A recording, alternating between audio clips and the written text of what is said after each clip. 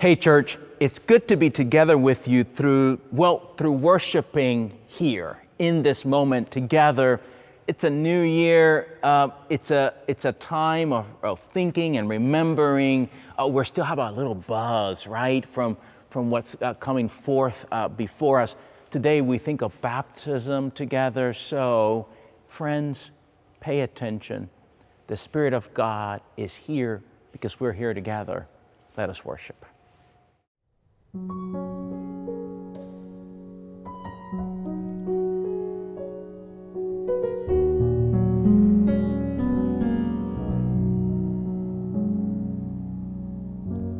Oh, let all who thirst, let them come to the water, and let all who have nothing, let them come to the Lord, without money, without price.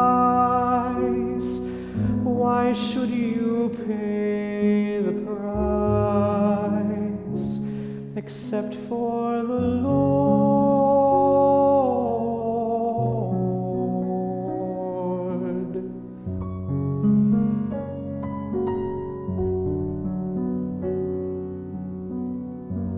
And let all who toil, let them come to the water,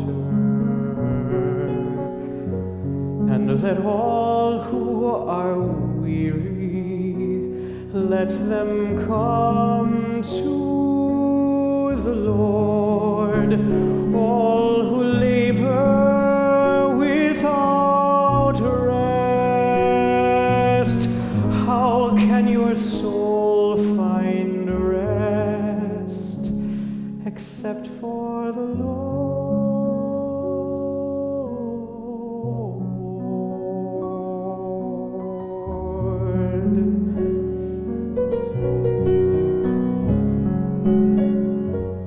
And let all the poor, let them come to the water. Bring the ones who are laden, bring them all to the Lord. Bring the children without might. Easy the load and light. Come to the Lord.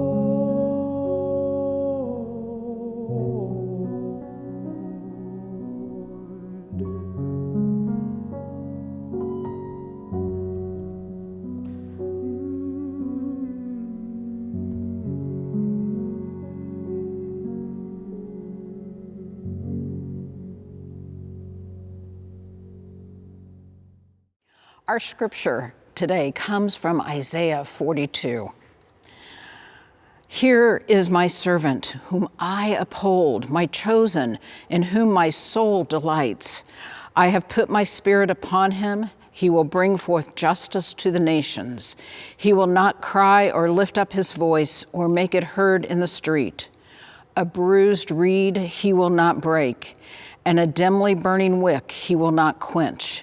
He will faithfully bring forth justice. He will not grow faint or be crushed until he has established justice on earth, and the coastlands wait for his teaching. Thus says the God, the Lord, who created the heavens and stretched them out, who spread out the earth and what comes from it, who gives breath to the people upon it, and spirit to those who walk in it. I am the Lord, I have called you in righteousness. I have taken you by the hand and kept you. I have given you as a covenant to the people, to the nations, to open the eyes that are blind, to bring out the prisoners from the dungeon, from the prisoners those who sit in darkness. I am the Lord, that is my name. My glory I give to no other, nor my praise to idols. See, the former things have passed, and new things I now declare. Before they spring forth, I tell you of them. It is a tender moment, this child that comes before the congregation, tender, little, fragile, beautiful. They're coming to these waters, and we're all here together to witness it. The family has brought this child, a type of recognition that they need more, more support, more community, a longing of sorts. Even for those who are more on the periphery of these religious things, it's still a tender moment. It's still a moment where your heart is stirred just a little bit. And so we say words together. We make promises to these parents and to this child. We claim that we're sharing words, well, really on behalf of this God that we believe in. Words of blessing, words of care, words of affirmation, words of support. We claim that in this moment, when we gather together, that something beyond the obvious is happening, that the Spirit is coming down in a way that's mysterious and beautiful, that this child is being gifted and granted with a kind of grace that will walk alongside them for the rest of their life. Even before they even know it, we're claiming that this God and this grace are present and there, in some ways making that presence visible for this family and this child. It is a tender moment.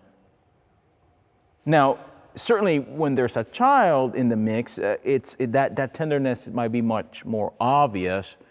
But the reality of baptism is that it is a tender moment, whether you are 6 weeks old or you are 100 years old and you're coming to the waters. It is God's activity in our life together. So often, though, we wonder, what is this about beyond the moment? What's happening here? And first, I want to say that it's a type of mystery. We do so out of responding to Jesus' own baptism. We reenact Jesus' activity here, Jesus' doing here. Each time we do a baptism, we're in some ways reenacting, reliving, remembering this ancient pattern of Jesus. Where as we remember, the heavens opened up and the voice of God was heard, "In you I am well pleased." But something else is happening here. This is where this ancient prophet comes in handy for us. This passage you just heard, it reminds us of something here, and that is that baptism at its best really reminds us not just of the belovedness of this human being that's before us, not just of this the dignity that this human being has, not just of this image of God that seals this human being, but that this human being is an expression of God's creative activity, that it is God who's at work in the world, and with each new human being, with each human being that is born, we have a new way of remembering this God who's at work in the world in loving, amazing, beautiful, joyful ways. And that this God then, that is seen in the ways of these human ones before us, then this God does something else, which is that this God calls us to be a people, a community together. This God recognizes our tendencies to want to do things our own way, our tendencies to disconnect, our tendencies to distance, our tendencies to dismember.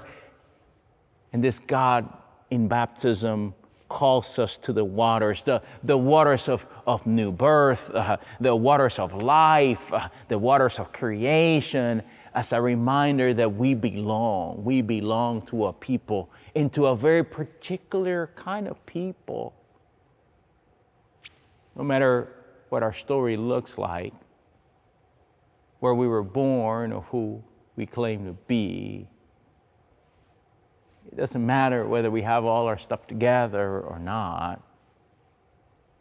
It doesn't matter what family we came from or neighborhood we grew up in. We come to these waters and we're part of a covenant community, a community of promise, a community that has a shared life, a community that is seeking together, striving towards certain things. In this ancient text, it was a community that, as the prophet himself tells us, a community that was to be a kind of light to the nations, a community that was supposed to be a witness to something. Well, a witness to God, a witness to good news, a witness to love, a witness to justice and peace and reconciliation. So the waters of baptism initiate us and incorporate us into that kind of community. As we are, if you're an infant, you are just an apprentice in this work. We are promising then to help shape you into that way of being in the world. If you're an adult, you're making promises you're choosing to enter this community in that way. And so now you're with eyes open, you're alert and ready to live into those realities, to strive towards something, bigger, better, stronger, more whole. We becoming a walking community that lives into the way of Jesus in the world. But there's something else, that being in the world, that way, that witness is rooted in a recognition. And it's a recognition that this ancient prophet tells us today, which is that so often is the case where we find ourselves not being able to see clearly. That humanity often can find themselves out of the way of love and out of the way of justice and out of the way of peace and out of the way of wholeness. That we get lost. We get disoriented and disordered, and so the waters of baptism. Every time someone comes to the waters, we're in some ways together confessing and recognizing that all of us lose our way, and because we lose our way, we have an opportunity now. We have an opportunity by these waters and by this new one, this beloved one coming to become part of this community of witness to this love, to this good news, to this God. Now we are all growingly aware that we too must reconnect and revive and recommit to this way of life again. With each one, a new opportunity for us to gather. Now, that creates an interesting dilemma for all of us as a community, because then the waters of baptism also open our eyes in a different way. They open our eyes to the hurts and struggles and injustices of the world. They open our eyes to the ways that the world does not live into the promises of God for it. So we become deeply awakened. Sometimes that creates a type of sadness. In some parts of the scriptures, they call it a type of righteous indignation, a certain type of holy anger to the ways. But then baptism does something else. The baptism then says, yes, that's right, but you're the community of witness, but you're also the community of action. If you're to be a light to the nations, then you need to be actively pursuing, actively living, actively modeling this way for the world. And that's not always easy. These days it seems almost impossible, naive, silly. But here we are together. These waters calling our name, waters of life, waters of hope, of new beginning. And then as we live this out together, as we witness other folk coming to these waters, as we reclaim who we are as God's own, then we become, well, proclaimers. As the ancient text tells us today, that this God has been at work in us in the past. This God is at work with us now. And this God is doing a new thing in us and through us into the future. It's no accident that we have this kind of story at the beginning of another year. We, all of us, needing a type of reorientation, a new start. So today we're reminded. So think about your baptism. Think of the waters. There's an old legend that says that the great reformer Martin Luther would often wash his face in the mornings and remind himself that he's baptized. Maybe as you brush your teeth this morning, or as you take a drink of water later today, maybe you touch the waters and you remind yourself you belong to God. You belong to God. You're part of the community of covenant, of promise. You're not alone. You are witness to this God, to this love. You're part of God's creating activity. Yes, you. And hey, if you've never come to the waters, send me an email. We can gather together and celebrate your hunger, your angst, your desire to lean towards something more, to lean towards God's promise. The God who still says, in you I am well pleased. Yes, in you. The God who has been faithful, who is faithful, and who's doing a new thing in you, in us, and in the world into the future. That's good news indeed.